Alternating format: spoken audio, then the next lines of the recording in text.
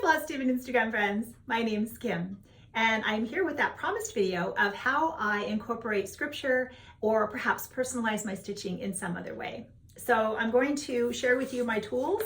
It's a piece of graph paper, a pencil, and some sort of alphabet reference material. So I often use the Brenda Keyes book. A moment this morning I Googled cross-stitch free alphabets, and one of the sites that came up was Hands Across the Sea Samplers has free fonts. There were a couple of other sites as well, so those are all very helpful reference materials. If you are a sampler stitcher, you will also have a lot of alphabets readily available to you because any number of things we stitch come with alphabets themselves. In Blackbird Designs, a lot of them have the alphabets, and even the 1/1 that I'm going to share with you is available through those. Okay, so let's go ahead, and I have some stitch pieces here where I have made adjustments, and I will share them with you at the end. But in case you just want, I'm just going to share the formula, if you want to call it that, the math. Let's do the math. So the first thing, often I don't have an idea ahead of time of the scripture that I want to put on a piece. That can come from any number of ideas, whether it's something that I've asked someone their favorite scripture because I want to personalize something that way, or I was stitching a piece and it just made sense. But you know, a lot of times I don't have room for an entire scripture. That on Sarah Jackson, I actually did have room. That is Sarah Jackson by the Scarlet House, and I was able to put the entire scripture on there. But often it's just the address, the book, and the chapter and the verse. The one I'm going to share with you, I actually knew ahead of time what I wanted it to say. This was my Anniversaries of the Heart, and I am going to personalize this to reflect me and my husband, and either something with our marriage or something, you know, related to our home. So I knew that this block, I wanted it to say Colossians 3:17. Unfortunately, I could not, as much as I tried. Colossians 3:17 was a little bit too long to fit, and so I've ended up breaking it up onto the two separate lines.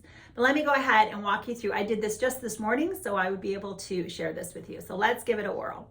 So the first thing I want to know is how many spaces I have that I'm dealing with. And I did the math here, and I counted from side to side. I had 60 total spaces. And then from top to bottom, from the top of the flower to the bottom of the urn and the house, I had 9 spaces. So that kind of told me that I needed a space at the top and the bottom. I was going to be looking for alphabets that were no taller than 7 spaces high. And I also knew that I had to fit it within the 60 spaces wide. So I've done this a number of times, and I recognize at this point that most letters in that parameter are going to take up about 4 spaces wide. But I take a piece of paper, I write out the word that I am trying to chart, and then I start doing the math. So as I said, I've got 60 spaces wide to work with. I have to allow for each one of the letters how many spaces the letter takes up, and then this is also the number of spaces that I need to allow between each letter. And then of course I will have my beginning and end spaces at the end. If I want to center it, that will be the last thing that I will look at. So I found the letters that were 7 spaces high, and I started charting out how many spaces every letter was going to be and where I could then make adjustments if I needed to. Sometimes you can squish, like here between the A and the N. I didn't end up actually having to leave any spaces based on just the way I was able to move it over a little bit, and it wasn't going to butt up next to this. It would just be hanging over a little bit here. I can show it again to you up close, that'll make sense. But that's another thing to take into consideration. Sometimes you can squeeze letters, sometimes you can make them longer. You know, you've got variables like the L's and the I's, which can be very narrow, or you can make them a little bit longer if you need, wider. And also you have to account for some letters are taller, such as like the L's or the H's or the F's. And some are wider, like M's and W's. And so there's a lot of, this is why I find this to be helpful. I write it all out, how many spaces each letter takes.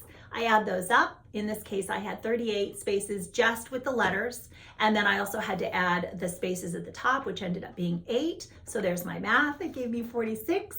I had my 60 spaces that I started with, and I minused my 48, which left me with the 14. Divided in half told me that I would have 7 spaces on each side. So that's how I ended up working that out.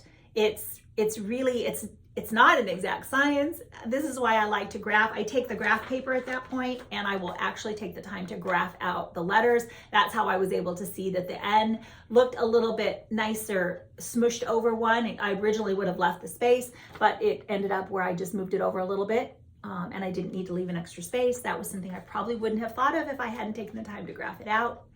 This also helps me just make sure that my math is correct. And I can see it. Now, a lot of times your graph paper will not line up. It comes in all different types of spacing. And so depending on your chart, this may not match to how your chart is. You know, it may be smaller, maybe bigger. So I just like to visually, I can't necessarily plop it right on top of my chart and make it work, but I can do the math and see where I need to start and stop. I hope that makes sense. Okay, so that was what I did. So I did my Colossians. Originally I had thought maybe I wanted something a little more elegant, maybe a little more slanted. So I don't know that this will stay. And the 317, I did not take the time to put this on the graph paper. And you can see that I started maybe one row low. I might take this out and I can move it up one row. It is something that I can't always see ahead of time what it's going to look like. Sometimes I will take the needles that I have and I will put a needle at the top, the bottom, the sides, kind of lets me see a little bit more, how that's going to look on the material, on my linen.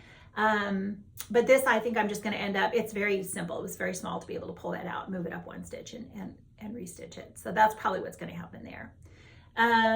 So yeah, it's not, like I said, I make mistakes. I don't always do it right the first time, but I try to compensate as best I can because I don't want to pull things out. So sometimes you can add a little doodad. Sometimes you might have to scrunch something really quickly, and I have done all of those things. So that's pretty much it. It's really not any more complicated, but it can be time consuming, especially something. So let me show you a little bit closer up. My Sarah Jackson, again by the Scarlet House. This was a little more challenging because I was doing, I did the entire scripture. I did take the letters that came.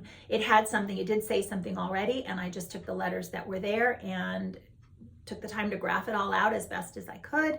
I did have to hit I did this over one because of the Psalm 51:10 wouldn't fit otherwise, and so that's the only way I can make that fit. I try to avoid doing the over one. That's why I'm retarding something. It's because I don't want to stitch over one.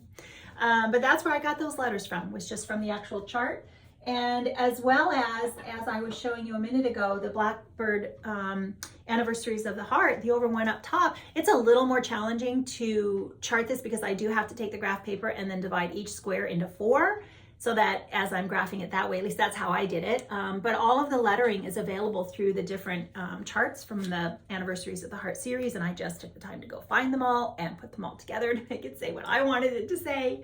I still have to put the scripture reference below that, and that's another one that was where I'm like, oh, I do not want to pull out over one. So I'm gonna try to space it as best as I can. Like I said, with needles, maybe giving me some reference points, but that's why that hasn't been done yet. I don't always make it say scripture. Sometimes I took this and reflected the hashtag when I stitched this with my friends. Again, all these letters were from the Sewing Club book, so I had them available to me there.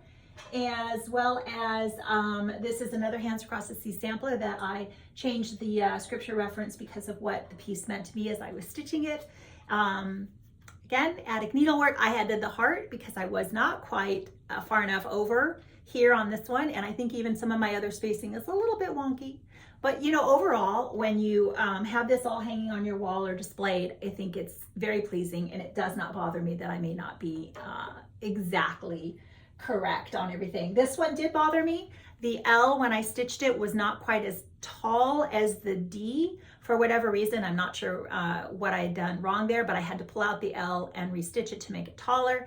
And you can see that I could have made this a little bit closer and adjusted my spacing a little bit, but I do think I actually had to move this row here. I had to make adjustments to be able to add. So there was a doodad after the Z. I just took that out. I think I even moved the U up to this line, but I can't be 100% sure on that. This is Eugenia Hoyt.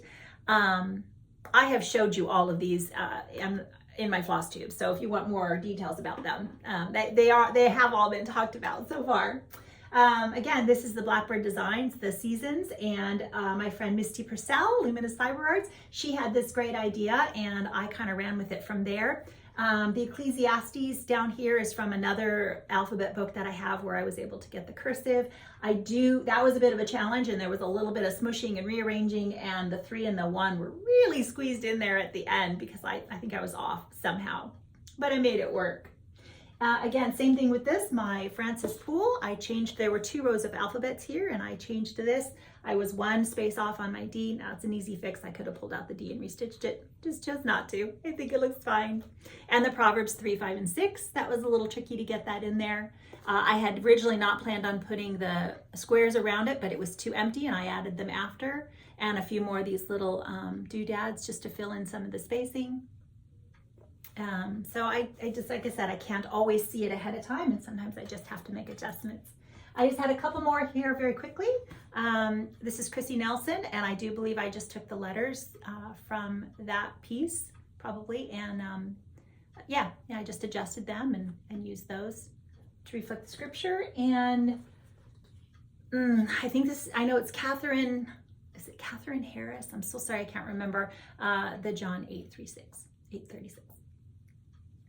So I think that's everything I had to share with you. If you are one who does this as well, you rechart, you add different, you change things up, and an even more efficient way, I would love to learn from you. So go ahead and leave the comments below, and then others that are watching this can read them as well. I am not interested in really doing any kind of a computer program, or this just works for me. I don't mind the pencil and the paper and just sitting there and graphing it out. I don't mind doing that. But I know that there are programs that you can use to do it as well. Maybe someone has some helpful hints there. So, gosh, I really hope, like I said, this made sense and it was helpful. If you have any questions, go ahead and ask. And I hope to see you all again soon. Take care.